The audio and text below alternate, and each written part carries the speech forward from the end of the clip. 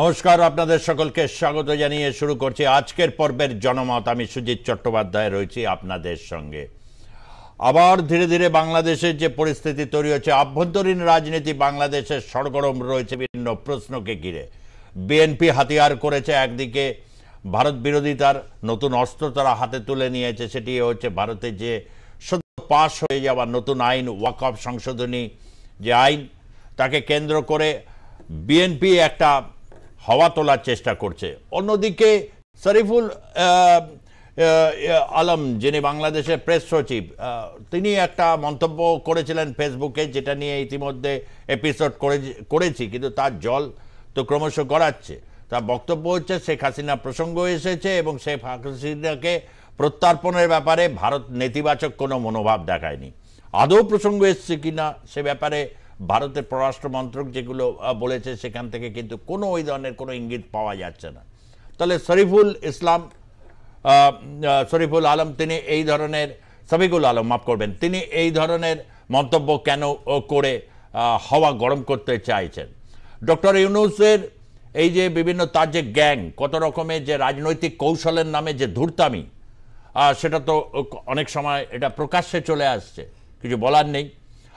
অন্যদিকে দেখা যাচ্ছে যে আমেরিকার এই শুল্ক যুদ্ধ যেটা চাপিয়ে দিয়েছে, সেটা কিন্তু একটা প্রভাব পড়েছে। একটি ছবি একটু দেখাতে চাই। বাংলাদেশে ঠিক যেরকম জনজাগরণ হয়েছিল, বাংলাদেশে যেরকম জনজাগরণের সময় 5ই আগস্টের আগে, সেখানেও আমেরিকাতে বিভিন্ন প্রদেশগুলোতে সেখানে দেখা যাচ্ছে অশান্ত মানুষ, বিক্ষুব্ধ মানুষ, তারা রাস্তায় নেমে বিক্ষোভ করছেন, তারা বিভিন্ন জায়গায় বিক্ষোভ করছেন এবং সেই ছবিগুলো কিন্তু সামনে আসছে। কোনো হচ্ছে যে শুল্ক বাণিজ্য যুদ্ধের একটা আবহ তৈরি হয়েছে, অভিবাসন নীতি নিয়ে আবহ তৈরি হয়েছে, যা কিন্তু রীতিমতো হচ্ছে একটা সরগরম পরিস্থিতি।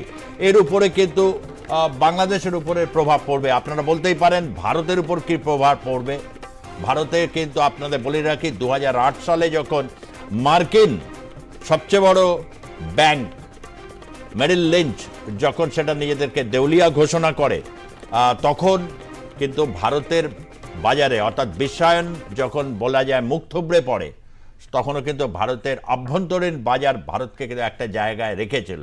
বা করোনা পরিস্থিতিতেও সারা বিশ্বতে যেরকম ভ্যাকসিন তারা দিয়েছে, ঠিক তেমনভাবে ভারতের আভ্যন্তরীণ বাজারের কারণে সেখানে কিন্তু ইকোনমি একটা সারা বিশ্বের স্ট্যান্ড স্টিল হয়েছিল, ভারতেও হলো। ভারতে কিন্তু বিপর্যয় আসেনি, তার বাজারটাই হচ্ছে তার প্রধান আকর্ষণের কারণ। সেই বাজারে বাংলাদেশে কি সেই পরিস্থিতি রয়েছে? আরও তার সাথে হচ্ছে ভারত বিরোধিতা, যেমন একদিকে উপকরণ একটা রয়েছে বাংলাদেশের রাজনীতিতে টিকে থাকতে গেলে, অন্যদিকে টিকে থাকতে গেলে আধুনিক সময় যোগ হচ্ছে কেএফসিতে আগুন লাগিয়ে দেওয়া হয়েছে।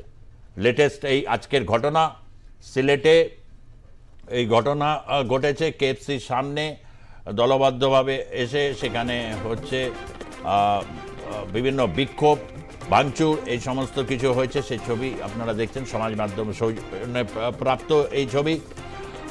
এবং সেখানে জামাতের লোকজনের সক্রিয় অংশগ্রহণ ছিল। ইস্যু হচ্ছে ইহুদি পণ্য বয়কট করতে হবে এবং আমেরিকান এই কোম্পানি সেটা ইহুদি পণ্য হিসেবে তাকে পরিগণিত করে সেটা বয়কটটার কারণ হচ্ছে প্যালেস্টাইন গাজাতে যা পরিস্থিতি তৈরি হয়েছে এবং প্যালেস্টাইনের পাশে দাঁড়ানো এখানে। অর্থাৎ বাংলাদেশে ধর্মভিত্তিক রাজনীতি, তার সাথে একটা কোথাও হচ্ছে এই পরিবেশ পরিস্থিতি নিয়ে কোনোটাই হচ্ছে ডক্টর ইউনূসের এখন এই মুহূর্তে নিয়ন্ত্রণে নেই। যার যেরকম ইচ্ছা, যে রাজনৈতিক দলের যেরকম অ্যাফিনিটি, সেই অনুযায়ী তারা গরম তাওয়ায় রুটি সেঁকছে।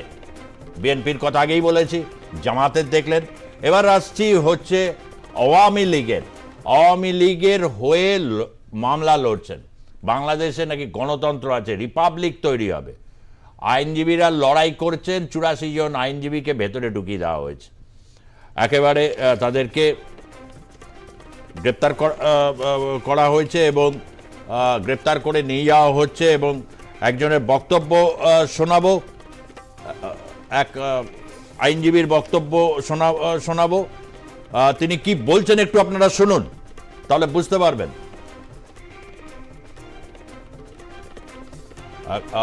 এই যে 84 জন আইনজীবী, বিভিন্ন সময় আমরা দেখেছি বাংলাদেশে এই পরিস্থিতি তৈরি হয়েছে। চিন্ময় কৃষ্ণ দাস ব্রহ্মচারীকে নিয়ে হয়েছে, আওয়ামী লীগের আইনজীবীদের নিয়ে হয়েছে, অনেক সিনিয়র, বর্ষিয়ার, জুনিয়র বিভিন্ন আইনজীবীকে জেলে পুরে দেওয়া হয়েছে। এখানে দুটো মামলার চার্জশিটের ড্রাফট, তিনটা মামলার চার্জশিটের ড্রাফট আমরা পেয়ে গেছি। একটা হচ্ছে চানখারপুল, একটা আশুলিয়া, আর একটা হচ্ছে শেখ হাসিনার বিরুদ্ধে যেটা মানবতা বিরোধীর কমান্ড রেসপন্সিবিলিটির মামলা, সেটারও ড্রাফট আমাদের হাতে এসেছে, যেটার আরও ফার্দার কাজ চলছে। খুব সহসাই দুটো চূড়ান্ত রিপোর্ট আমরা পাবো এবং এই মাসের মধ্যে অন্তত দুটো মামলার ফর্মাল চার্জ হয়তো দাখিল করা সম্ভব হবে। এর বাইরে আমরা আমাদের তদন্ত সংস্থা, আপনারা জানেন যে গুমের মামলাগুলো তদন্ত করছে। তিনটা জটিলতম গুমের সেন্টার, আয়নাঘর আমাদের এই ইনভেস্টিগেটররা তদন্ত করেছেন, আবিষ্কার করেছেন। তার মধ্যে টিএফআই সেল বলে যে সেলটা ছিল, সেটার ভেতরে যেটা ভূগর্ভস্থ অনেকটা বলা যাবে, সেমি ভূগর্ভস্থ সেলগুলো আবিষ্কার করেছে, যেগুলো ওয়াল তুলে বন্ধ করা হয়েছিল, ওয়াল ভাঙতে হয়েছে, পুরো গার্বেজ দিয়ে সেটাকে ভরে রাখা হয়েছিল, সেগুলোকে সরিয়ে এই ক্রাইম সিনগুলোকে বের করতে হয়েছে। এবং আপনারা জানেন এই কাজ করতে গিয়ে স্বয়ং চিফ প্রসিকিউটর তিনি এই ইনভেস্টিগেশন চলাকালে সেখানে প্রেজেন্ট ছিলেন এবং আমরা যখন না বুঝে সেখানে বোমা ফিট করা ছিল, সেই বোমাগুলোর সাথে টাইমার সেট করা ছিল। আমাদেরকে অ্যাপারেন্টলি বোঝা যায় যে এই ইনভেস্টিগেশন করতে যারা গিয়েছেন তাদেরকে হত্যা করারও চেষ্টা করা হয়েছে। যা হয়েছে, যেদিন প্রথম দিন ফর্মাল চার্জ দাখিল হবে সেদিন থেকে সবাই উপলব্ধি করতে পারবেন। আর আগামী একদিন পরে আমাদের এই তদন্ত সংস্থা এবং প্রসিকিউশন কি কাজ করেছেন সেটার ব্যাপারে আমরা একটা ডিটেইল প্রেজেন্টেশন আপনাদের সামনে প্লেস করতে পারবো আশা করছি 2-1 দিনের মধ্যে। লয়ার হিসেবে প্রসিকিউশন টিমের কাজ হচ্ছে যখন ম্যাটেরিয়াল চলে আসে, তদন্ত রিপোর্ট চলে আসে, তাদের কাজটা কোর্টরুমে শুরু হয়। কাজেই আমাদের যারা এই মামলার আসামি তারা নানানভাবে এই বিচার প্রক্রিয়াকে প্রশ্নবিদ্ধ করার জন্য চেষ্টা করবেন। তারা একদিকে চাইবেন তাদের যেন বিচার না হয়, আবার অন্যদিকে তারা ধোয়া তুলবেন, ও বিচার টিচার কিছু হচ্ছে না, তো এই ট্রাইব্যুনালের দরকার নেই, বিচার যাতে না হয়। নানামুখী ষড়যন্ত্র আছে, তারা চেষ্টা করবে বিচারকে বন্ধ করার জন্য, বন্ধ করতে না পারলে বিতর্কিত করার জন্য, কাউকে এম্বারাস করার জন্য, নানান ধরনের ডিসইনফরমেশন ছড়ানোর জন্য। এই সম্পর্কে আমরা সচেতন আছি। 84 জন যাদের গ্রেপ্তার হয়েছে তার সাপেক্ষে মানে সরকারি প্রসিকিউটর তিনি যা বলছেন তা তো শুনলে চমকে পড়তে হবে। তার কারণ হচ্ছে যে এ তো একটা ফিকশনের গল্পের মতো শোনাচ্ছে। আয়নাঘর আছে শুনেছি, প্রচুর আয়নাঘর শুনেছি, কিন্তু কোথায় তার ভিডিও ডকুমেন্টেশনস? কেন বাংলাদেশের যিনি প্রেস সচিব আছেন তিনি কি বক্তব্যের যেখানে হচ্ছে ক্যামেরা নেই সেই নিয়ে তিনি মন্তব্য করছেন। একটা গুরুত্বপূর্ণ একটা বৈঠক বিমস্টেকের, সেখানে প্রধানমন্ত্রী নরেন্দ্র মোদীকে বৈঠকে তারা রাজি করিয়েছেন, তাদের একটা স্বার্থ কাজ করেছে, খুব ভালো কথা, তার বলতে পারছেন। কিন্তু এই আয়নাঘর এইগুলো যে ছবি, সেই ছবিগুলো কোথায়? কেউ বলছেন যে ওখানে টাইমার ফিট করা ছিল যাতে কেউ না যেতে পারে। এই সমস্ত ক্ষেত্রে বিভিন্ন প্রসিকিউশনে যারা করছেন, যারা ফাইট করছেন, তাদেরকে কেউ গ্রেপ্তার হচ্ছে। চিন্ময় কৃষ্ণ দাস ব্রহ্মচারীর ক্ষেত্রেও তাই হয়েছে। অর্থাৎ একপেশেভাবে বিচার ব্যবস্থাকে নিয়ে গিয়ে এতে কি প্রমাণ করা যাবে? এতে কি প্রমাণিত হবে যে সত্যি শেখ হাসিনা স্বৈরাচারী এবং তার স্বৈরাচারকে জগৎবিখ্যাত করার জন্য কি এই প্রচেষ্টা হাস্যকর নয় কি? বা এগুলো কি সত্যিকারের হয়েছে? বাংলাদেশের মানুষ এগুলো কতটা বিশ্বাস করছেন? এটা একটা বিগ কোয়েশ্চেন থেকে যাবে। আজকে বিতর্কে আমরা যাব। রয়েছেন ডক্টর প্রকাশ মল্লিক, যিনি ওয়ার্ল্ড ফেডারেশন অফ হোমিওপ্যাথির প্রেসিডেন্ট। ডক্টর প্রকাশ মল্লিক, আপনাকে স্বাগত জানাচ্ছি। রয়েছেন ডক্টর প্রদীপ্ত রায়, রাষ্ট্রবিজ্ঞানের অধ্যাপক, রাজনৈতিক বিশ্লেষক হিসাবে থাকবেন। রয়েছেন রবীন্দ্রভারতী বিশ্ববিদ্যালয় ইতিহাসের অধ্যাপক ডক্টর আশিস দাস, যিনি বাংলাদেশ নিয়ে, যার বই আছে, অনেক গবেষণা করেছেন বাংলাদেশ নিয়ে, বহুবার বাংলাদেশে গেছেন এবং ধারাবাহিকভাবে জনমতে অংশগ্রহণ করেছেন। তার মূল্যবান মন্তব্য আমরা শুনব। অন্যদিকে বাংলাদেশ থেকে যোগদান করছেন ছাত্রলীগ নেতা আরিফুল ইসলাম। ছাত্রলীগ নেতা আরিফুল ইসলাম, তাকে প্রথমে স্বাগত জানাচ্ছি। চারজনকে স্বাগত জানাচ্ছি। আমি আরিফুলকে দিয়ে শুরু করব। আগের বার যখন এসেছিলে ঈদের আগে তোমার সাথে কথা হচ্ছিল, তখনও পর্যন্ত বন্দিদশা কাটেনি, মানে লুকিয়ে থাকতে হচ্ছে, এখনো কি সেই পরিস্থিতিই আছে? আমরা কেউ দেখেন, ভারতের সবচেয়ে বড় উৎসব হচ্ছে পূজা, কিন্তু আমাদের সবচেয়ে বড় বড় উৎসব হচ্ছে কিন্তু বাংলাদেশে জনসংখ্যার ম্যাক্সিমাম হচ্ছে আমরা আমরা কেউ ঈদ করতে পারিনি, আমরা কেউ পরিবারের সাথে ঈদ করতে পারিনি। আমরা সবাই ছিলাম দু একজন যারা বাসায় কাছে বাড়িতে বা ঈদের নামাজ পড়ার জন্য তাদেরকেও গ্রেফতার করতে, ঈদের দিনগুলো গ্রেফতার করতে, ঈদের পরের দিন গ্রেফতার করতে, এখনো অব্দি আমরা পালিয়ে আছি। আচ্ছা, আজকে যে ঘটনা দেখলাম যে 84 জন আইনজীবীকে গ্রেপ্তার করা হয়েছে, বাংলাদেশে যে বিচার চলছে, বিভিন্ন ক্ষেত্রে বিচারগুলো হচ্ছে, একটা বিচার তো অবশ্যই শুনলো, এবং তাজুল ইসলামের কথা শুনছিলাম যিনি প্রধান প্রসিকিউটর, যে গুম খুন আয়নাঘর এসব নিয়ে যেগুলো বলা হচ্ছে যে সেখানে নানা রকম ঘটনা হয়েছে, এগুলো মুভমেন্টগুলোকে যাতে এই ধরনের আইনি লড়াইটা যাতে না করা যায় সেই জন্যই কি গ্রেপ্তার? আসলে বাংলাদেশে আইন বলতে আর কিছু, দেশের আইন উপদেষ্টা নিজেই বলতে যে যারা আওয়ামী পন্থী আছে এদের জামিন দেখে এদের জামিন দেওয়া যাবে গেল একটা কথা। আর একটা 84 জনের কথা বলতেন, এরা সবাই বার সমিতির নির্বাচিত প্রতিনিধি, আইন বার সমিতির। এদেরকে মানে এদের নামে 5 আগস্টের পরে বাংলাদেশ আওয়ামী লীগ সরকার পতন হওয়ার পরে ওরা হচ্ছে বিভিন্ন মিথ্যা ভিত্তিক মামলা দিতে, এছাড়া সাংবাদিকদেরও মামলা দিতে। এরা যে আইনি লড়াই করবে, এরা আসলে কিন্তু অনেকে মানে আওয়ামী পন্থী, অনেকে আওয়ামী পন্থী না। আওয়ামী লীগের সময় যারা জনপ্রতিনিধি মানে বার সমিতির নির্বাচিত জনপ্রতিনিধি তাদেরকে কোনো গ্রেফতার করতেছে, এবং যারা লুকিয়েছিল অনেকদিন আত্মগোপন করেছিল, এরা হচ্ছে সবাই মিলে 84 জন গতকাল 84 জন একসাথে আদালতে মানে আপনার জামিনের জন্য আদালতে যায়। তখন এদেরকে মানে জামিন না দিয়ে কারাগারে প্রেরণ করতে, এই অবৈধ সরকার। আর একটা কথা বলতেছিলেন যে আয়নাঘর, আসলে আয়নাঘর ওরা বারবার বানাইছে।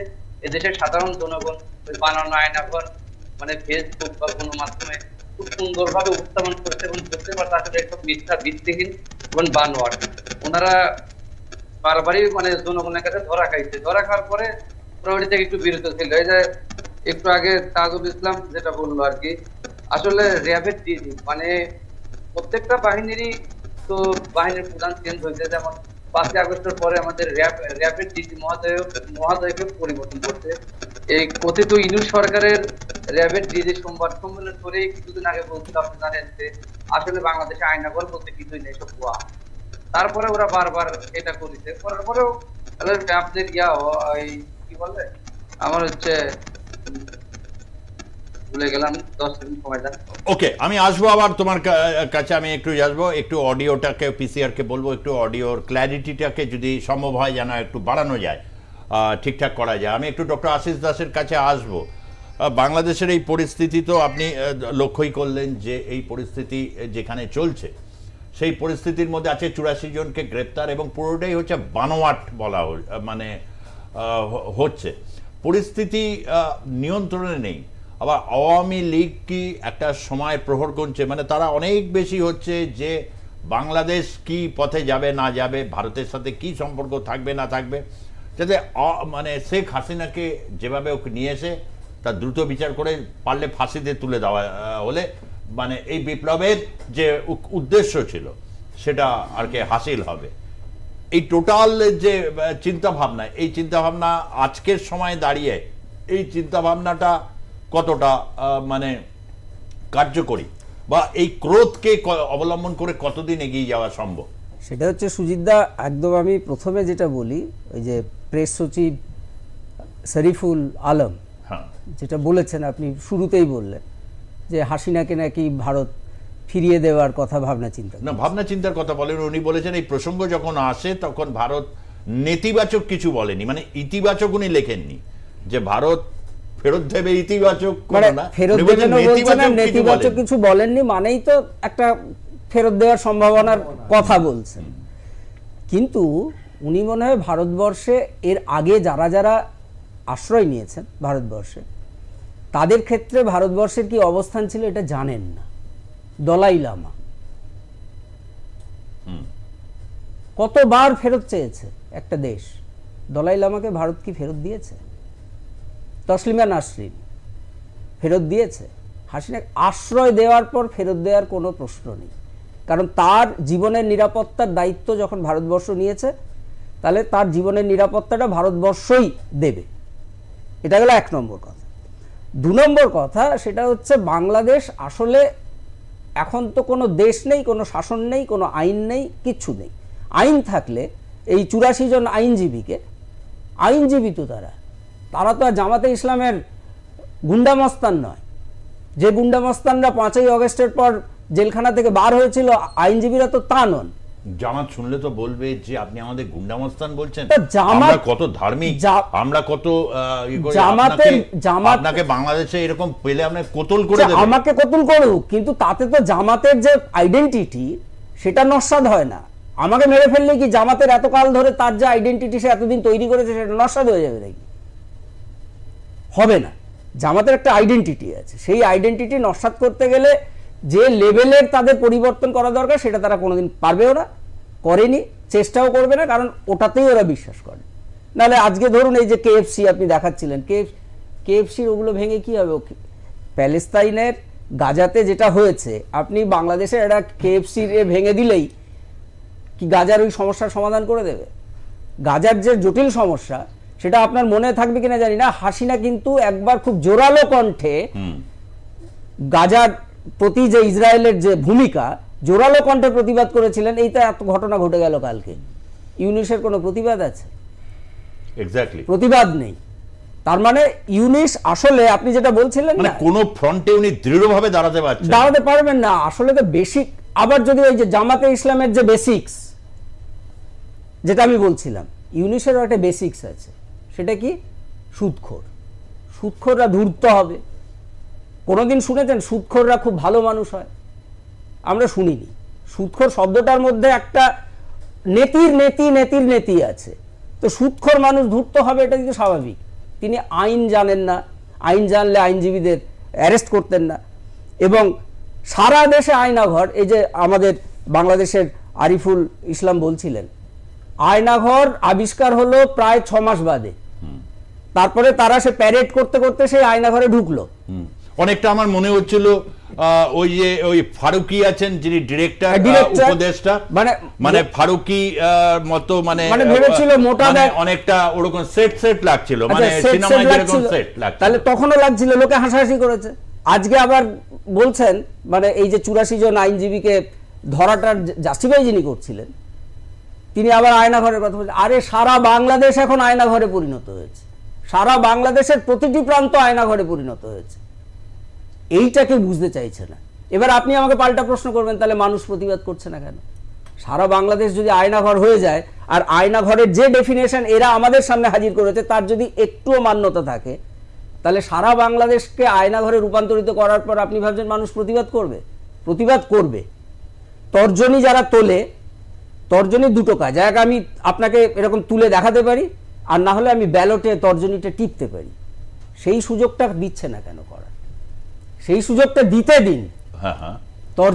তর্জনীর ব্যবহারটা তখন হবে মানুষের। আমি আপনার কাছে আসার আগে ডাক্তার প্রকাশ মল্লিক আপনার কাছে আসবো। আগের আপনি পর্বে আপনি বলেছিলেন যে সবচেয়ে দুরবস্থার মধ্যে রয়েছে পেশেন্টরা, যারা ওখানকার বাংলাদেশে অনেক পেশেন্ট যারা আছেন, আপনার কাছে যারা পেশেন্ট আসছে তারা কেউ বলেছেন একটু লিখে দিন যাতে 3 মাস পরে একটা ডেট দিন, তাহলে এসে দেখাতে পারবো, নচেত তারা মেডিকেল ভিসা পাবেন না। এরকম একটা পরিস্থিতির মধ্যে রয়েছে। ভারত থেকে এখন কোনো উচ্চবাচ্য নেই, বা তারাও হচ্ছে এই ভিসা সংক্রান্ত ব্যাপারটাকে বাংলাদেশ মানে তাদের যে বক্তব্য সেই মানে এই মিটিংয়ে সেটা আদৌ ওঠেনি। এবং সবচেয়ে বড় কথা হচ্ছে তারা চীনের সাথে একটা দোস্তি করে নিয়েছে যে পেশেন্টরা আসবে, ওখানে 3-4টে হাসপাতাল তৈরি করে ফেলেছে, হয় একটা বাধ্যতা একটা অবস্থা তৈরি হয়েছে। এই ভারত বিদ্বেষের বা এই পটভূমিতে দাঁড়িয়ে বা এই জায়গা থেকে দাঁড়িয়ে আপনি কি ভবিষ্যৎ দেখতে পাচ্ছেন? এখনো পর্যন্ত যেটা দেখা যাচ্ছে সেটা খুব একটা ভালো জিনিস নয়। এবং যেটা আলোচনা হচ্ছিল এবং ওই বাংলাদেশের যে প্রতিনিধি কথা বলছিল, অ্যাকচুয়ালি বাংলাদেশে আইন নেই, এবং যেটা বলছেন যে অনেক কিছু বলেছে কিন্তু এটা কিন্তু একটা ইম্পর্টেন্ট ব্যাপার ভারত মানে বাংলাদেশের পেশেন্টের ব্যাপারে, এবং সে ব্যাপারে কোনো কথা নেই, ভিসারের ব্যাপারে কোনো কথা নেই। এবং এখন যেটা এই যে KFC-কে ভেঙে দিচ্ছে, এই যে একটা ক্যাওস তৈরি করে, এবং যেটা ওই বাংলাদেশের সে মানে ছাত্রলীগ নেতা বলল, সেটা হচ্ছে যে একটা ধোঁয়া তোলা এবং আইন নেই। এবং সব থেকে তার বড় প্রমাণ হচ্ছে যেটা দাদাও বলছিলেন, যে অ্যাকচুয়ালি যে আইনজীবীদেরকেই আটক করে দিচ্ছে, তাহলে আইনটা হবে কোথায়? তাহলে আইন নেই, যেখানে শাসন নেই, এবং সেই জায়গায় দাঁড়িয়ে বাংলাদেশের অবস্থা যে ভয়াবহ এবং অগ্নিগর্ভ সে বিষয়। এবং যেটা দাদা বলছিলেন যে সব জায়গাটায় আয়না করে, এটা একটা ধুয়ো তোলে, সেখানে রাজনৈতিক ক্ষমতাকে নিজের হাতে রাখার জন্য ইউনিক এই চেষ্টা চালাচ্ছে। এবং সে কিন্তু বিএনপিকেও কন্ট্রোল করতে পারছে না, জামাত ইসলামকেও কন্ট্রোল করতে পারছে না, জনগণের ভাষাই সে বুঝতে পারছে না। এবং সেই জায়গায় দৃষ্টি করে যে একটা মানুষের রাজনৈতিক মানে ইউনুস হয়তো জ্ঞানী হতে পারেন, নোবেল পুরস্কার পেয়েছেন, কিন্তু তিনি জনগণের ভাষা পেয়েছে, ওটা কিনেছে। হ্যাঁ, এবং সেই জায়গাটাই দাঁড়িয়ে কিন্তু উনি কিনেছেন। বা এখন এই যে ইউনিসকে নিয়ে তো আমাদের একটা মনে হয়, এবং নোবেল পুরস্কারেরও ব্যাপারটা মান্যতা কমে যাচ্ছে। জনগণের ভাষা তিনি বুঝতে চাইছেন না, পড়তে চাইছেন না, নাকি জনগণের ভাষা বুঝে বুঝে উনি একেবারে ধৃতরাষ্ট্র হয়ে গেছে? এটাও হতে পারে যে উনি বেশি করে বোঝেন বলেই কিন্তু উন্নাসিক হয়ে উঠেছেন, এবং সেইটাই উনি নিজের ক্ষেত্রে এই 84 বছর বা 86 বছর বয়সে আরও কিছুদিন ক্ষমতা ভোগ করা। এবং নির্বাচন করার ক্ষেত্রে আমরা এখন যে খবর পাচ্ছি যে কখনো বলছেন যে পরে হবে, কোনো নির্দিষ্ট মানে সীমারেখা দিচ্ছেন না, তার মানে আরও কিছুদিন ক্ষমতা ভোগ করার লালসায় উনি সমস্ত কাজকর্মগুলো। মানে একটা কথা, যেহেতু আপনি একজন চিকিৎসক, হোমিওপ্যাথি চিকিৎসা করেন, একটা কথা না জিজ্ঞেস করে না, আমরা ডক্টর ইউনূসের বিভিন্ন কাজকে তীব্র সমালোচনা করি। এই যে আপনি বললেন 86 বছর বয়সে কিন্তু খুব ফিট থাকেন উনি, এটা চিকিৎসক হিসেবে কিন্তু আপনাকে মানতে হবে, তাই তো? মানতে হবে, কিন্তু ফিট থাকাটা কিন্তু মাথা ঠিক রাখা। দেশের ক্ষেত্রে একজন মানুষের শরীর ঠিক থাকা আর মন ঠিক থাকা, দেশের উন্নয়নের জন্য যে মানুষের মন সেটা যদি ঠিক না থাকে, তাহলে দেশের কোনো লাভ হবে না। আমি আসবো এবার আপনার কাছে। আপনি খুব গুরুত্বপূর্ণ, আমি জানি ইসরায়েল নিয়ে আপনার বিশেষ গবেষণা রয়েছে, আপনি ইসরায়েলে গেছেনও। এই রে, বাংলাদেশে হলে হয়ে যেত, ইসরায়েলে আপনি গেছেন, তাহলে আপনারও কিন্তু এক্ষুনি টাইম লাইনে ভেসে আসবে। একটা সময় পাসপোর্টে, বাংলাদেশি পাসপোর্টে লেখা থাকতো যে ইসরায়েলে যাওয়া যাবে না, এখন কিন্তু বেশ কয়েক বছর হলো সেই লেখাটা উঠিয়ে দিয়েছে। লোকে বলে যে বাংলাদেশ একটা ড্রাইভ নিয়েছিল যে ইসরায়েলের সাথে নর্মালাইজ করার জন্যে, কিন্তু পরবর্তীতে সেটা শেখ হাসিনা করে উঠতে পারেননি। এইরকম একটা জায়গা থেকে KFC-তে আজকে এই যে ইসরায়েল মানে আমি তো দেখলাম বিএনপির বক্তব্য, গতকাল ওটা দেখিয়েছি, তারা ভারতবর্ষে এই যে আইনটা পাস হয়েছে সেটা নিঃসন্দেহে একটা একটা একটা বড় অংশের মুসলিম জনসাধারণের মধ্যে একটা ক্ষোভ তৈরি হয়েছে ওয়াকআপ নিয়ে। আবার কেউ কেউ, বিশেষ করে যারা গরিব মুসলমান, যাদের ভারতে বলছে পাসমান্দা মুসলমান, বিজেপি RSS, তাদের ক্ষেত্রে আবার কিছু কিছু জায়গায় বেশ বলছে না এটা ঠিক আছে, আমরা এবার হচ্ছে ওয়াকআপের মধ্যে অংশীদারিত্ব পাবো। এরকম একটা যখন রয়েছে, তখন জামাত হচ্ছে এই ইসরায়েলে পণ্য এটার করার কথা। এবং তার সাথে আরও একটা দেখাবো আমি আপনার কাছে, এই তিনটে বিষয়ই রাখলাম। আরেকটা হচ্ছে ট্রাম্পকে চিঠি দিয়েছেন ডক্টর ইউনূস, ট্রাম্পকে চিঠি দিয়েছেন এবং সেখানে বলছেন যে বাংলাদেশি পণ্যের শুল্ক স্থগিত করার অনুরোধ করেছেন। 3 মাসের জন্য 37% হারে শুল্ক স্থগিতের আবেদন করেছেন। আমেরিকার বাণিজ্য এজেন্ডায় সাহায্য করবে বাংলাদেশ। আমেরিকার কৃষি পণ্যের আমদানি বৃদ্ধি করা হবে, তাহলে বাংলাদেশের কৃষকের কি হবে? এবং দক্ষিণ এশিয়ায় আমেরিকান পণ্যের সবচেয়ে কম শুল্ক বাংলাদেশের স্টারলিংকের যাত্রা শুরুরও উদ্যোগ নেওয়া হবে। হায় কপাল, এই চিঠি পাঠিয়েছেন। আপনি ভাবুন, যে বলছেন ওখানে 3 মাসটা কেন, 3 মাস পরে কি অগাস্ট মাস চলে আসে, মানে 1 বছর কি উনি টার্গেট করেছেন? বলছেন 37% থাকুক, কিন্তু 3 মাসের জন্য স্থগিত করা হোক। এটা কি ব্যাখ্যা হতে পারে? হতে পারে 1 বছরের একটা টার্গেট নিয়ে উনি এগোচ্ছেন, এবং 1 বছর বাদে উনি একটা নিজের হয়তো স্কোর শিট পাবলিশ করবেন যে আমি এই করেছি। স্কোর শিটে যদি এটা রাজি হয়, তখন ভাবুন স্টারলিং যাত্রা শুরু করে দিয়েছে, তখন আর না, স্টারলিং ইলন মাস্ক তো আসছেন না, যেটা নিয়ে ওরা খুব ধোঁয়া তুলেছিল যে ইলন মাস্ক আসবে, বাণিজ্য সামিট হবে, ইনভেস্টমেন্ট হবে, সেখানে তো ইলন মাস্ক আসছেন না। এবং এখন ওরা বলছেন যে না না, আমরা তো একবারও বলিনি যে ইলন মাস্ক আসছেন, আমরা বলেছি যে আমরা আনার চেষ্টা করছি। এটাই বলেছে, উদ্যোগ নেওয়া হবে। উদ্যোক্তা না, এরা জোকার বলে যায়। বৃদ্ধি করা হবে। বাংলাদেশ মোটামুটি শেখ হাসিনার সময় কৃষি পণ্যে স্বয়ংসম্পূর্ণ হয়ে গেছিল, তো আমেরিকান পণ্য আসবে, ভারতের পেঁয়াজ লাগবে না, বাংলাদেশের পেঁয়াজ প্লাস হচ্ছে আমেরিকান কৃষি পণ্য, মানে এইরকম প্রস্তাব দিয়েছেন। মানে এটা হচ্ছে ডক্টর ইউনূস আমেরিকার উদ্দেশ্যে তৈল বার্তা।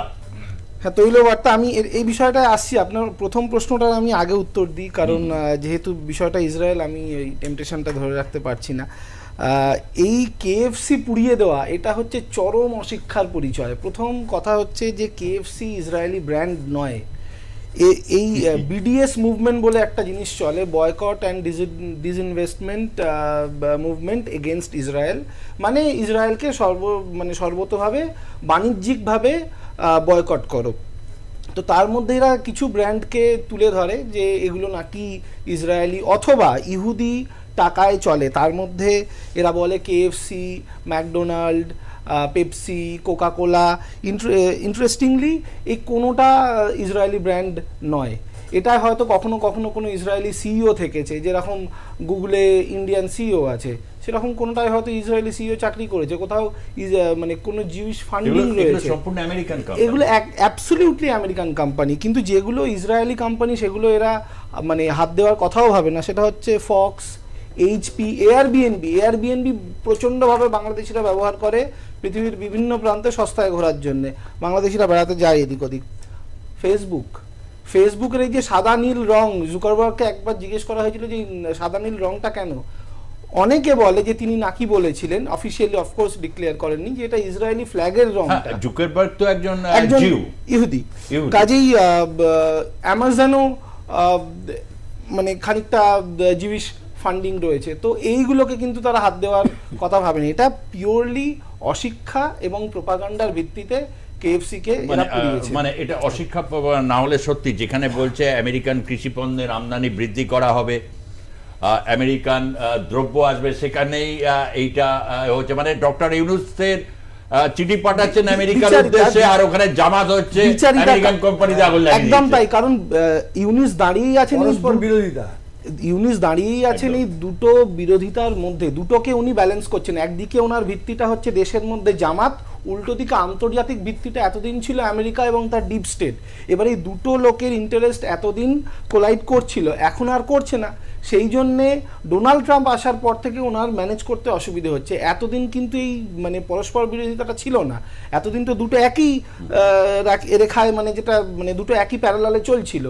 তো এখন যেটা ওনার মূল এই যে বক্তব্যটা উনি রেখেছেন, এটাকে আরেকটু তলিয়ে যদি আমরা ভাবি, আমরা যদি জিএটিটি মানে গ্যাট চুক্তি, যেটা খুব সহজে আমরা বলে থাকি, সেটার কথা দেখি, এবং যেখানে বলা হচ্ছে যে কোনো রকম কৃষিজ পণ্যে কোনো দেশি সরকার তারা ওই দিতে পারবে না, সাবসিডি দিতে পারবে না। তো সাবসিডি যদি না, তাহলে কি বাংলাদেশ সাবসিডি তুলে নিচ্ছে অ্যাগ্রো জিনিসের ওপর? তাহলে আমেরিকান প্রোডাক্ট যদি এখানে আসে যেটায় সাবসিডি নেই, তাহলে সেই জিনিসটার দাম অনেক বেশি হবে বাংলাদেশি পণ্যের থেকে। এবার আমেরিকানরা কি বাংলাদেশিদের থেকেও বোকা যে তারা এই প্রোডাক্টগুলো বাংলাদেশে পাঠাবে যাতে কেউ না কেনে?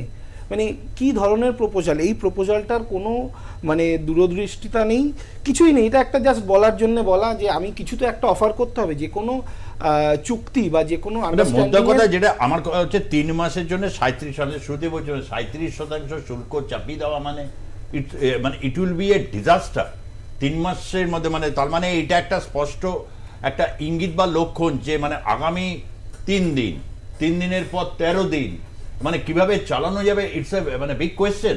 মানে শুল্ক আরোপের এই যে ঘটনাটা, উনি পরে আবার টাইম বাই করতে পারেন, উনি আরো সময় চাইতে পারেন ডোনাল্ড ট্রাম্পের থেকে যে এই 3 মাস নয় আরো 6 মাস দেওয়া হোক। এইভাবে উনি ইলেকশন অবধি জিনিসটাকে একটা মানে একটা পার্মানেন্টলি একটা অ্যাডহক ব্যাপার, মানে উনি বারবারই একটা টাইম চাইবেন, এটা একটা স্ট্র্যাটেজি হতে পারে। যেটা আসবো আরিফুল, এইরকম একটা পরিস্থিতি, একদিকে জামাত এরকম করছে, তারপর আইনজীবীদের গ্রেপ্তার হচ্ছে, মানে এই সময় দাঁড়িয়ে আওয়ামী লীগের প্রত্যেক দিনই দেখা যাচ্ছে যে তারা ডক্টর ইউনূসের এই যে অবৈধ সরকার এই অবধি বলে থেমে যাচ্ছে, কিন্তু বাংলাদেশের যে রাজনীতি, মাঠে ময়দানের রাজনীতিতে কিন্তু জামাত, বিএনপি এরাই আছে। মানে এই বাস্তব পরিস্থিতিতে দাঁড়িয়ে রয়েছে এখন বাংলাদেশ। মানে তোমার কথা থেকেও এটা রয়েছে যে এটি একটি অবৈধ সরকার, যারা আওয়ামী লীগের উপর, এটা দেখাও যাচ্ছে আওয়ামী লীগের উপর নানা রকম ভাবে নিষেধাজ্ঞা চাপানো আছে। কেউ কেউ হচ্ছে পালিয়ে বেড়াচ্ছেন, কেউ কেউ আশ্রয় নিয়ে রয়েছেন বাইরে। এই সমস্ত পরিপ্রেক্ষিতে বাংলাদেশে আওয়ামী লীগ এই নির্বাচনে, যদি নির্বাচন আসে তাহলে কি পরিস্থিতি? কেননা যা আজকের ইন্ডিকেশন যেভাবে দেখা যাচ্ছে যে অত্যন্ত কঠিন এবং জটিল পরিস্থিতির মধ্যে বাংলাদেশ পড়তে চলেছে, এটা আমাদের অনুমান ভারতে বসে যেহেতু অনুষ্ঠানটা করছি। সত্যিটা কি, সত্যি ঠিক কি অবস্থার মধ্যে গিয়ে পড়তে চলেছে? আরিফুল, দেখুন, আপনি যে প্রশ্ন করেছেন আসলে অনেক কঠিন সমীকরণে পড়ে গেছে। কারণ বরাবরই আপনারা দেখে আসতেছেন যে মানে খুবই ভয়াবহ বাংলাদেশে যারা বসবাস করছে, সাধারণ মানুষ সহ, বাংলাদেশ আওয়ামী লীগ সহ সাধারণ মানুষ নিরাপত্তা নেই। তারা একসময় আন্দোলন করেছিল বাংলাদেশ আওয়ামী লীগ সরকারের পতনে। তারা বিভিন্ন মাধ্যমে ফেসবুকে স্ট্যাটাস দিচ্ছে যে আগেই ভালো ছিলাম, শেখ হাসিনাকে দরকার, আমরা ভুল করছি, যাকে আমরা মানে যাকে তাড়িয়ে দিয়েছি তাকে দেশে আনার জন্য আন্দোলন করতে আমরা করবো। আর একটা কথা, এই যে আইনজীবীদের কথা বারবার বলছেন, মৌলভীবাজারের একটা সদ্য আইনজীবী এই রিসেন্টলি উনি যোগদান করেছেন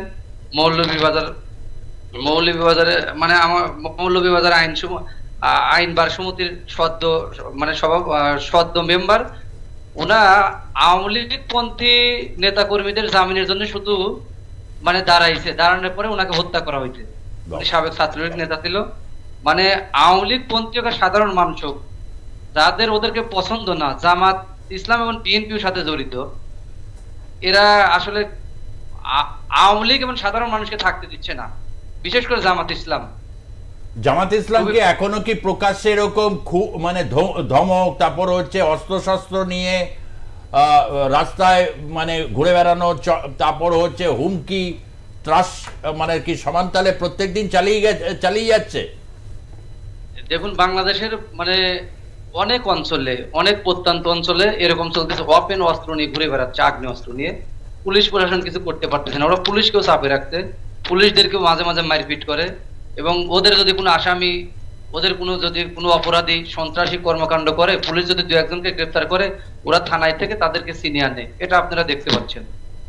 আর তারপর নির্বাচনের কথা বলছেন। এই মুহূর্তে যদি নির্বাচন হয়, যদি ভোট দেওয়ার সুযোগ থাকে, বাংলাদেশ আওয়ামী লীগ একা 75% ভোট কাস্ট করি বাংলাদেশ থেকে।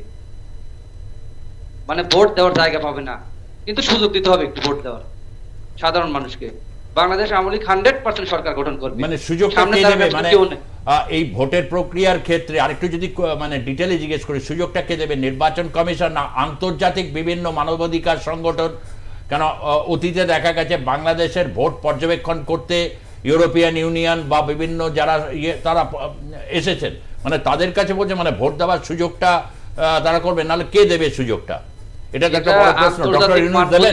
করতে হবে, এটা আন্তর্জাতিক মানবাধিকারই করতে হবে। কারণ বাংলাদেশের নির্বাচন কমিশন থেকে শুরু করে মানে প্রত্যেকটা সেক্টরে, গভর্নমেন্টের প্রত্যেকটা সেক্টর জামাত ইসলাম দখল করে। এইটা প্রত্যেকটা সেক্টর, এটা একটা বড় কথা। প্রত্যেকটা হিসাবে একজন তরুণ আইনজীবী ছাত্রলীগ নেতা সদ্য জয়েন করেছে, সে বেল করাতে বা করাতে গিয়ে তাকে খুন করে দেওয়া হয়েছে। জামাত পুরো এই ব্যাপারটাকে কন্ট্রোল করছে। সেখানে ভোট যদি হলে কি আন্তর্জাতিক ইয়েতে এই কথাগুলো যখন বলছে বা এগুলো উঠে আসছে, এটা রেসপন্ড করা উচিত কি উচিত না গণতন্ত্রের স্বার্থে? দেখুন, দুটো বিষয় আছে এখানে। এটা খুব সহজে এরমভাবে হ্যাঁ বা না উত্তর দেওয়া যাবে না। জিনিসটা দেখতে হবে ইন্টারন্যাশনাল ল এর ভিত্তিতে। ইন্টারন্যাশনাল ল এখানে বলছে যতক্ষণ না হিউম্যানিটেরিয়ান, এটা তো যে সংঘটা আপনি আছেন সেটা হিউম্যানিটেরিয়ান ইন্টারভেনশনের গ্রাউন্ড আছে কিনা। যদি ভোটটা প্রহসনে পরিণত হয়, শুধু ভোটটুকুই প্রহসনে পরিণত হয়, অন্যান্য হিংসা না থাকে, সেটা কিন্তু হিউম্যানিটেরিয়ান ইন্টারভেনশনের মতন প্রভিশন তৈরি করে না। তো সেখানে গণতন্ত্র বিপন্ন হচ্ছে। আপনি প্রতিবাদ করতে পারেন, ইত্যাদি ইত্যাদি অনেক বক্তব্য রাখতে পারেন, কিন্তু যতক্ষণ না আপনি সেটা অবজেক্টিভলি প্রমাণ করছেন যে হ্যাঁ সত্যি গণতন্ত্রটা প্রহসনে পরিণত হয়েছে এবং মানুষের জীবন বিপন্ন, এখানে হিংসার উপরেই শাসনভারটা দাঁড়িয়ে রয়েছে, তো সেটা প্রমাণ না করতে পারলে আপনি হিউম্যানিটেরিয়ান ইন্টারভেনশন করবেন কোন গ্রাউন্ডে? সেখানে আইদার একটা বিপুল সংখ্যক মানুষের সেখান থেকে পলায়ন করতে হবে, মানে মাইগ্রেশন, দেশ ছেড়ে বেরিয়ে আসতে হবে, বা সেখানে একটা তীব্র আন্দোলন হতে হবে।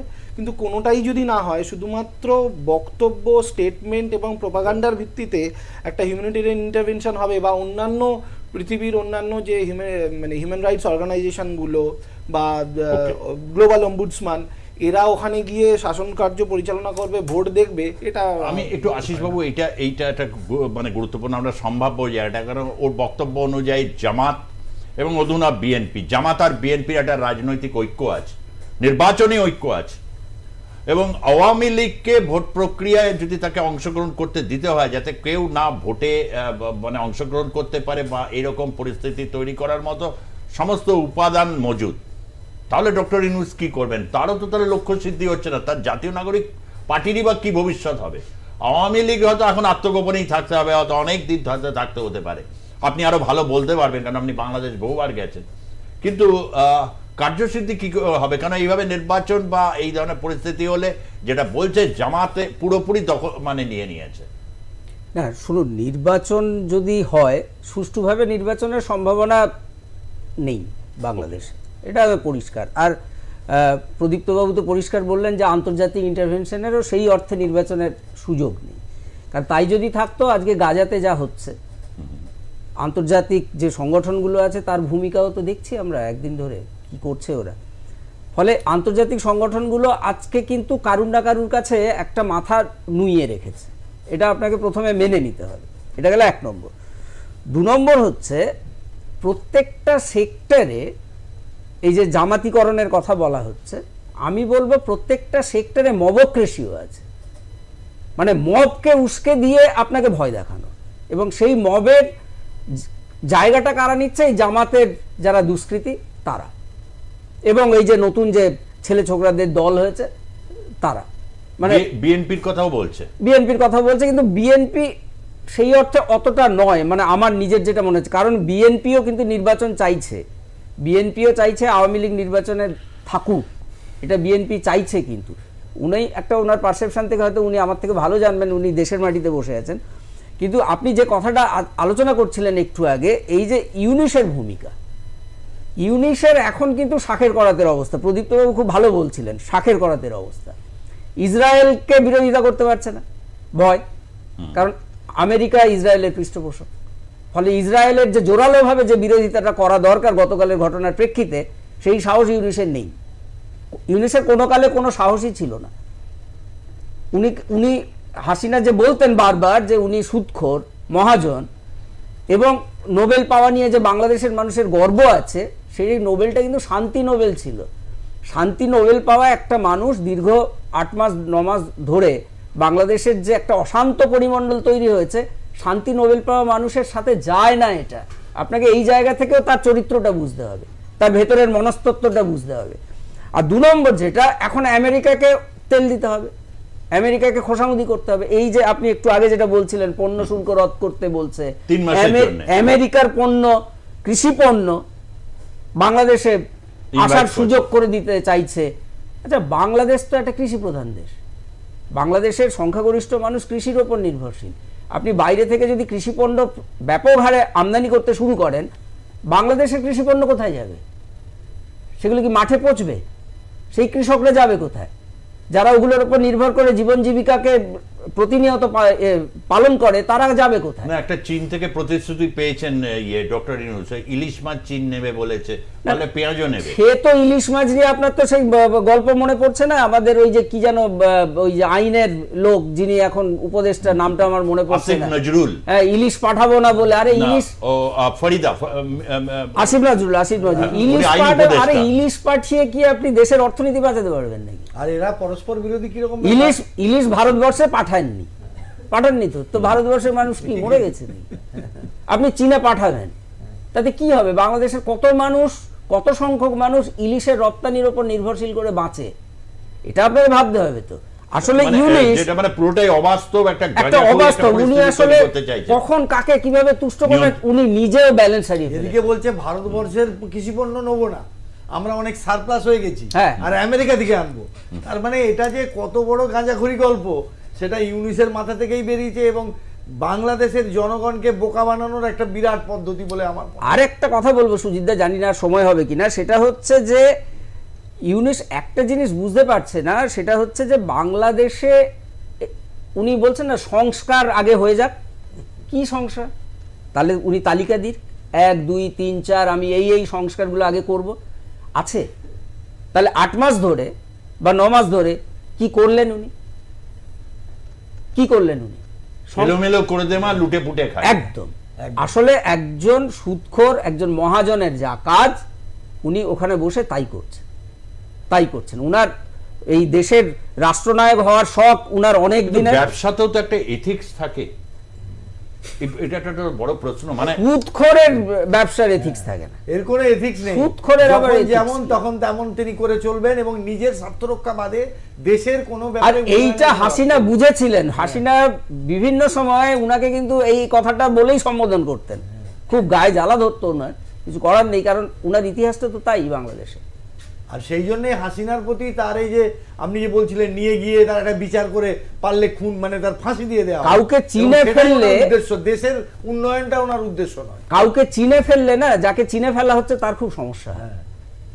আমি আমার ভারতবর্ষের রাজনীতি, রাজ্যের রাজনীতি নিয়ে আমি কিছু বলছি না, চিনে ফেললে খুব সমস্যা হয়।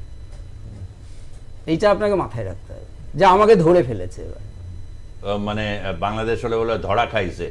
আচ্ছা, মানে অনেকদিন আগে থেকে এরকম পরিস্থিতি বলতেন ইয়েতে ডক্টর ইউনূস কে হয়তো বাংলাদেশে চিনে ফেললেই তো হবে না, একটা গণতান্ত্রিক আন্দোলনের পরিমণ্ডলও দরকার, বিশেষ করে যিনি শাসক থাকেন তার দীর্ঘদিন। অত ডক্টর ইউনূস বলতে পারেন আমি আর কি করেছি, এই যে আসাদ কত বছর সিরিয়াকে শাসন করেছে, এই যে শেখ হাসিনা মুজিবুর রহমান কত বছর বাংলাদেশকে শাসন করেছে, এই লজিকটাই আসবে। আমি তো মাত্র 1 বছরও আমার হয়নি, তাতেই এই ধরনের কথাবার্তা।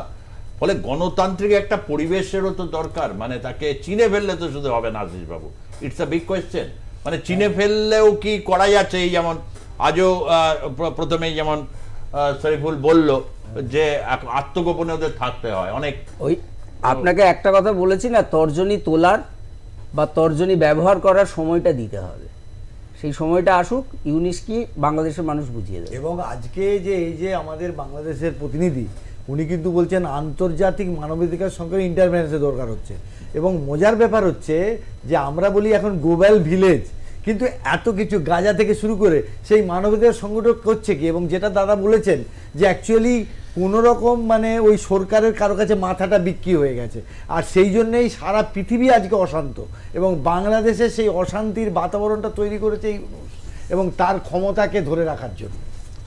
মানে অশান্তির বাতাবরণটা কেন, আপনি এই কথাটা কেন বলতে চাইছেন? 5ই আগস্টের এত মানুষ নামলো, এত ছাত্র জনতা, মহিলা, কৃষক, শ্রমিক, কেউ তো বাদ ছিল না, অনেক মানে হয়েছিল। তারপরে এত মানুষের পার্টিসিপেশনসে ডক্টর ইউনূস কেন এই পরিস্থিতিকে অশান্ত হয়েছিল? এবং এই ক্ষেত্রে তো বলবো যে ইউনূস বলছে যে আমি কিচ্ছু জানতাম না, আমাকে ফোন করেছে, আমি চলে এলাম।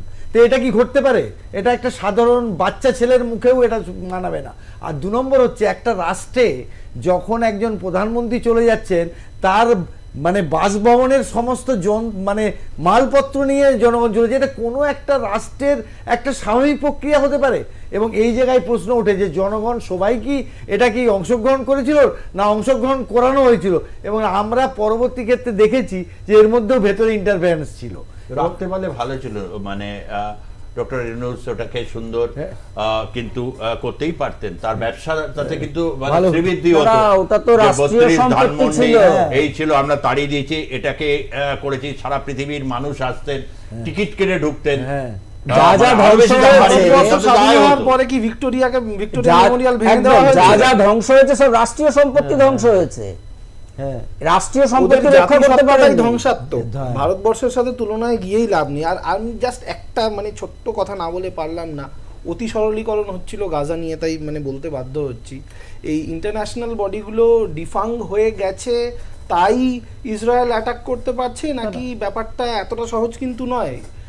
7 অক্টোবর 2023-তে ইসরায়েলিদের গণ মানে হত্যা, তাদেরকে অ্যাবজাক্ট করা হলো, তাদেরকে ধর্ষণ করা হলো, তাদেরকে তুলে নিয়ে যাওয়া হলো গাজাতে, দীর্ঘ যুদ্ধ চললো, এ পক্ষ মারলো ও পক্ষ মারলো, তারপর একটা যুদ্ধ বিরতি হলো। তার চুক্তি কি হলো, যে যতজন বন্দীকে ওরা নিয়ে গেছে তাদেরকে প্রত্যার্পণ করবে ইসরায়েলের হাতে, ইসরায়েলি নাগরিকদের, যারা অন্যান্য দেশের নাগরিক আছে তাদেরকেও প্রত্যর্পণ করবে কোনো ইন্টারন্যাশনাল বডির কাছে। থাইল্যান্ডের কয়েকজন নাগরিককে ওরা প্রত্যর্পণ করেও দিল, যারা ইসরায়েলে গিয়ে নিজেদের চাকরি সূত্রে গেছিল। 5-6 জন ইসরায়েলি নাগরিকের পরে তারা আবার বন্দি প্রত্যর্পণ চুক্তি ভেঙে দিল, বললো যে না, কোনো বন্দিকে ফেরত দেবো না, যা করেছি বেশ করেছি। ইসরায়েল টাইম দিল, আবারও টাইম দিল, আবারও টাইম দিল, তারপরে যুদ্ধ বিরতিতে তারাও উইথড্র করলো। তো এইটা হচ্ছে টাইম লাইন। এই টাইম লাইনটাকে না বুঝে হঠাৎ করে ইসরায়েলকে একতরফা দোষ দেওয়াটা আমার মনে হয় না যুক্তিযুক্ত। মানে এইটা থাকলো, তাই বলে হচ্ছে এই যে ধ্বংসটা যেটা করেছে, ধ্বংসের বিরুদ্ধে তো একটা তো প্রতিবাদ যে কোনো সভ্য তাহলে আতঙ্কিত। 7 অক্টোবরের যে ঘটনাটা হামাস ঘটিয়েছিল সেটাও একইভাবে একটি জঙ্গি সংগঠন, বিশ্বব্যাপী স্বীকৃত জঙ্গি সংগঠন। হামাস বিশ্বব্যাপী স্বীকৃত একটি জঙ্গি সংগঠন, হয়তো আমেরিকার মদত করছে। কটা দেশ এটা বলে বলুন তো যে হামাস একটা বিশ্বব্যাপী স্বীকৃত জঙ্গি সংগঠন? যারা এই বাংলাদেশে আজকে কাঁদছে গাজার লোকগুলোর জন্য, গাজার লোকেরা হামাসকে গালাগাল দেয়, গাজার লোকেরা বলে যে হামাসরা টেররিস্ট। উল্টো দিকে এরা যারা কুম্ভীরাশ্রু দেখাচ্ছে তারা বলে হামাস হচ্ছে স্বাধীনতা সংগ্রামী, জামাতির মতন। একদম তাই, তারা হামাসের রাজনীতিটাই বোঝে, আরেক ধরনের। তাহলে শরীফুল, মোটামুটি একটা বলছে আপাতত তোমাদের সমস্ত ভাগ্য বা তোমাদের সমস্ত কিছু এই কঠিন পরিস্থিতি, সেটা অনেকটা জামাতের উপরেই নির্ভর করছে। পরিস্থিতি কবে হবে, মানে জামাত একেবারে পুরো বাংলাদেশকে কবজা করে নিয়েছে, অন্তত রাস্তাঘাটে তাদের দখলে রয়েছে। ব্যাপারটা এরকম জায়গাতেই দাঁড়িয়ে আছে, তাই তো? সেরকম উন্নত কোনো ভবিষ্যৎ এই মুহূর্তে বাংলাদেশের নেই, তাই তো? বাংলাদেশ নেই। বাংলাদেশ গৃহযুদ্ধ একটা দেশে পরিণত হয়ে গেছে। এখন ওদের বিভিন্ন জায়গায় জামাত এবং বিএনপি বিভিন্ন প্রতিষ্ঠান দখল করা নিয়ে ওরা খুবই দখল করা নিয়ে ব্যস্ত আছে। মাঝে মাঝে ওদের নিজেদের মধ্যে সংঘর্ষ হয় দখলদারিত্ব নিয়ে। আওয়ামী লীগের অনেক নেতাকর্মীর ব্যবসা প্রতিষ্ঠান, বাড়িঘর, অফিস সব লুট করে নিছে জামাত বিএনপির অনেকেই। অনেক জায়গায় আপনারা দেখতে পাচ্ছেন, অনেক ফুটেজও আছে। এগুলো আসলে মিডিয়া এগুলো নিয়ে কোনো সুধা সদন থেকে শুরু করে যেটা আওয়ামী লীগের প্রধান যে কার্যালয়, এগুলো তো পুরো ধুলিস্যাৎ হয়ে গেছে, তাই তো? পুরা ধুলিস্যাৎ, পুরা ওদের দখলে। আমি ধরেন একটা কৃষক পরিবারের ছেলে, আমার জমি আপনি নিয়ে নিচ্ছেন, আমি চাষবাদ করি, আমার ফ্যামিলি করে, ওইটা জোরপূর্বক জামাত বা বিএনপির কেউ নিয়ে নিছে, এরকম অনেক এভিডেন্স আছে। কিন্তু কিছুই করার নেই, আমরা নিরুপায়। গাজারতে আমাদের অবস্থা ভয়াবহ। আমাদের তো সাথে সাথে মেরে ফেলতেছে, জনসম্মুখে হত্যা করতেছে, জবাই করতেছে। প্রতিদিন কোনো নিউজ হচ্ছে না, কোনো মিডিয়া আসতেছে না, কোনো মামলা হলে ওই রকম মামলা নিচ্ছে না তা না, খুব কম। উল্টা আমাদেরকে ওই মামলায় আসামি তুমি বলতে চাইছো হত্যা করে আমাদেরকে আসামি দেখানো হচ্ছে ওই হত্যা মামলার। তুমি বলতে চাইছো গাজাতে যে পরিস্থিতি তৈরি হয়ে রয়েছে, বাংলাদেশে আওয়ামী লীগ বা যারা রয়েছে, আওয়ামী লীগের সর্ববৃহৎ সংগঠন যেহেতু রাজনৈতিক দল, তাদের ঠিক সেম অবস্থা হয়ে রয়েছে, একেবারে বিধ্বস্ত অবস্থা। হ্যাঁ, গাজাতে যদি ওই রকমই না থাকতো, গত 2 দিন আগে শরীয়তপুরে একটা সংঘর্ষ হয়েছে। ওই উভয় পক্ষ হচ্ছে বালতিত করে পেট্রোল বোমা নিক্ষেপ করতেছে। বিষয়টা দেখেছেন কিনা জানি না, সরাসরি জনসম্মুখে। বাংলাদেশের গাজার মধ্যে খুব একটা ব্যবধান নেই বর্তমানে।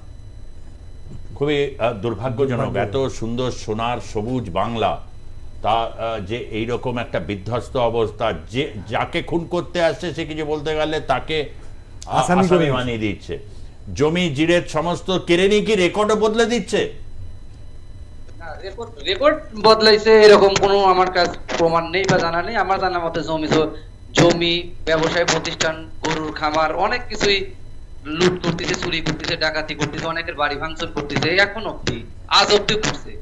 এবং গত 2 দিন আগে 2টা এমপি গ্রেপ্তার হয়েছে। মেহেরপুরের সংসদ সদস্য ফরহাদ সহ আমাদের রাজবাড়ির 1 আসনের এমপি মহোদয়, অনেককেই গ্রেপ্তার করতেছে, তাদের বাড়ি ঘরে লুট করতেছে এবং বিভিন্ন ভাবে চাঁদা নেওয়া হচ্ছে, বিভিন্ন মিথ্যা মামলা দেওয়া হচ্ছে। আমরা একটা গৃহবন্দির জীবন, আমরা এখন কি বলবো, কোথায় বলতে পারি না। এই কথা যখনই বেশ। যখন মনে পড়ে।